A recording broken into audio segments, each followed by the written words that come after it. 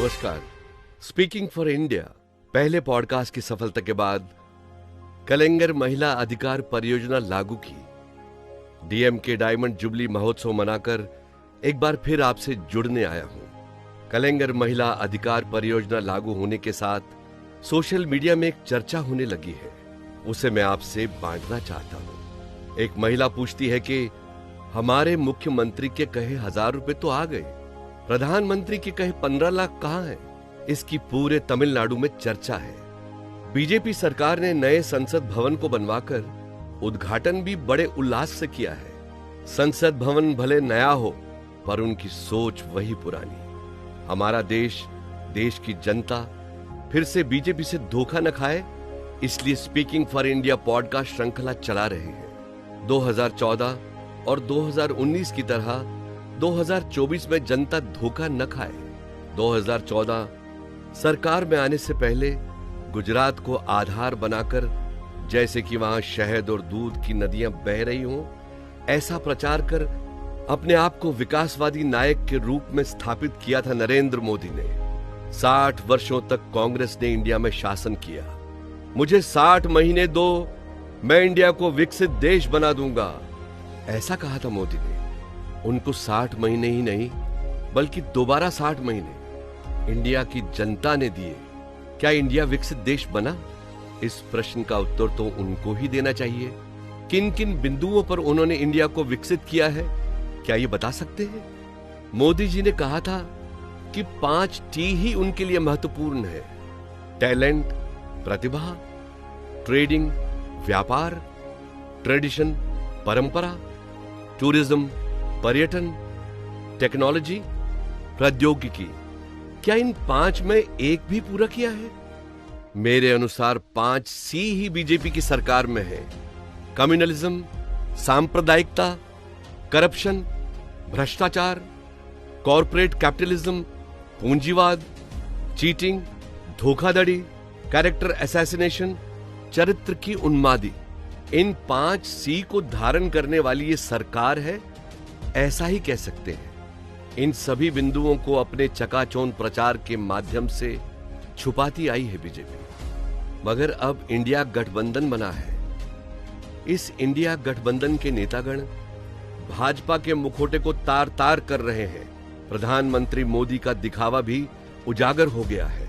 ये राजनीति करने के लिए नहीं, बल्कि हम वास्तविक डाटा के आधार पर साझा कर रहे हैं। सीएजी ने यह स्पष्ट किया है। इंडिया गठबंधन को देखकर ठगबंधन कहने वाले मोदी जी, आपकी सरकार के बारे में सीएजी की रिपोर्ट ने क्या कहा है, ये पढ़ा है आपने? इस बारे में विशेष सत्र में चर्चा की या फिर जवाब दिया आपने? यहां तक कि अयोध्या की परियोजना में भी घोटाला किया बीजेपी ने। ये सीएजी की रिपोर्ट में उजागर हुआ है। सभी परियोजनाओं का नाम ऐसा रखते हैं कि हमारे मुंह में नाम घुसे तक नहीं, इसलिए कि जिसे बोल नहीं सकते उसमें क्या चल रहा है ये पता भी नहीं कर सकते। एक पर्यटन परियोजना है जो पर्यटकों को उन सभी स्थानों पर आमंत्रित करती है जहां रामायण हुई थी। इसे स्वदेश दर्शन के नाम से जाना जाता है।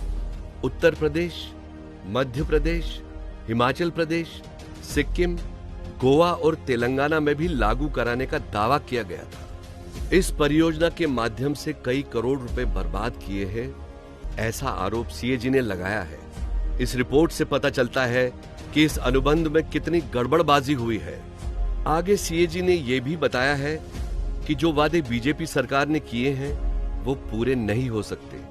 उदाहरण देते हुए सीएजी प्रतिनिधियों ने बताया, जैसे कि उड़ान परियोजना को बड़े स्तर पर लागू किया गया 2016 में, जिसका उद्देश्य गरीबों के लिए भी हवाई यात्रा सुलभ हो, इसलिए छोटे नगरों में भी हवाई अड्डे बनाने का प्रस्ताव रखा।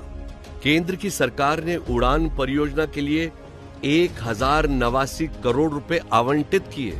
774 हवाई मार्ग तय किए गए थे, जिसमें से केवल 7% ही सुचारू है, बाकी 93% निष्क्रिय है।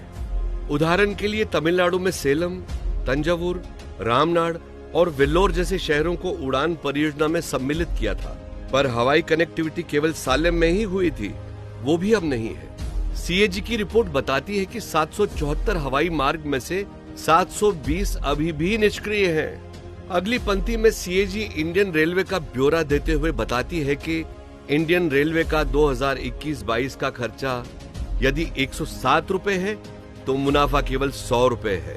इस प्रकार इंडियन रेलवे की आंतरिक स्थिति बहुत ही विचारणीय है। जैसा कि हम बार बार कहते आए हैं, बीजेपी ने प्रचार प्रसार से झूठा मुखौटा बनाया हुआ है। क्या आप जानते हैं प्रचार के लिए उन्होंने क्या क्या किया है? 2017 से 2021 में कई प्रकार की पेंशन परियोजनाओं के धन को बीजेपी ने निजी प्रचार में इस्तेमाल किया है। ये भी सीएजी द्वारा उजागर हुआ है। सबसे बड़ा घोटाला टोल प्लाजा में हुआ है। रोजाना सफर करने वाली जनता से इतनी बड़ी ठगी हुई है। सीएजी ने पाया कि इंडियन राजमार्ग अधिकृत NHAI ने 132 करोड़ 5 लाख रुपए अनधिकृत रूप से वसूल किए हैं। इस प्रकार पूरे इंडिया में कानूनों को तोड़ते हुए कितने ही टोल प्लाजा में न जाने कितने अरबों रुपए वसूल हुए होंगे। 2015 में बीजेपी ने भारतमाला परियोजना का उद्घाटन किया, जिसका लक्ष्य पूरे इंडिया के मार्गों को जोड़ना था। प्रत्येक किलोमीटर पर 15 करोड़ 37 लाख का लक्ष्य रखा, पर बीजेपी ने कॉन्ट्रैक्ट दिया 32 करोड़ 17 लाख रुपए प्रति किलोमीटर। इन 8 वर्षों में केवल 13,000 किलोमीटर रोड ही बना पाए, जिसका मतलब 40% काम भी पूरा नहीं कर पाए। इसी तरह द्वारका एक्सप्रेसवे परियोजना और भारतमाला परियोजना में भी अनियमितताएं हुई हैं। परियोजना पर मूल रूप से अनुमानित लागत की तुलना में 1,278 करोड़ रुपए का अतिरिक्त खर्च आया है। स्वास्थ्य विभाग में हमने कलेंगर भीमा योजना तमिलनाडु में 2009 में शुरू की, जिसके 9 साल बाद प्राइम मिनिस्टर मोदी ने आयुष्मान भारत परियोजना के नाम से वही योजना 2018 में लागू की है। बीजेपी दावा करती है कि 5 लाख में पूरे परिवार को स्वास्थ्य योजना उन्होंने दी है, जो सच नहीं है। आयुष्मान भारत योजना के अंतर्गत उन लोगों का भी इलाज हो रहा है जो मर चुके हैं। एक ही मरीज को एक ही समय में कई अस्पतालों में परियोजना का लाभ लेते हुए दिखाया गया है। एक ही आधार कार्ड से कई लोगों को योजना के अंतर्गत लाभ लेते हुए दिखाया गया है। एक ही नंबर से कई लोगों का पंजीकरण होना और फोन नंबर के बिना भी पंजीकरण करते हुए हिसाब दिखाया गया है, जिससे पता चलता है कि घोटाला हुआ है। कितने लोग कितने ही करोड़ रुपए अलग अलग हिसाब करके बताएंगे तो सर चकरा जाएगा। इस प्रकार अयोध्या परियोजना से लेकर आयुष्मान भारत परियोजना तक 7.5 लाख करोड़ रुपए का घोटाला हुआ है, ऐसा सीएजी ने बताया है। इन सभी घोटालों के बारे में अभी तक बीजेपी के मंत्रियों ने अथवा प्रधानमंत्री ने जवाब नहीं दिया है। वो जवाब दे भी नहीं सकते। इसी कारण जनता का ध्यान भटकाने के लिए ओछी राजनीति करते हैं। बीजेपी हमेशा पूंजीवादियों के लिए ही काम करती है, इससे अलग कुछ कर भी नहीं सकते, परंतु गरीब, पिछड़े और आदिवासी जनता के विरुद्ध ही काम करते हैं। ये जनता जान चुकी है। हाल ही के चुनाव में बीजेपी की हार से ये साबित हो चुका है। 2024 में बीजेपी का सफाया होना चाहिए। इंडिया के हर एक नागरिक को एक होकर आवाज उठानी होगी और बीजेपी का अंत करना होगा।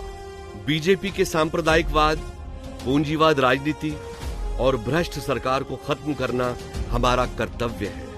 इसे सिर्फ एमके स्टैलिन की आवाज नहीं, बल्कि पूरे इंडिया की आवाज के रूप में सभी तक पहुंचाने में मेरी मदद करें। इंडिया के लिए आवाज उठाते रहेंगे, इंडिया को बचाएंगे। नमस्कार, धन्यवाद।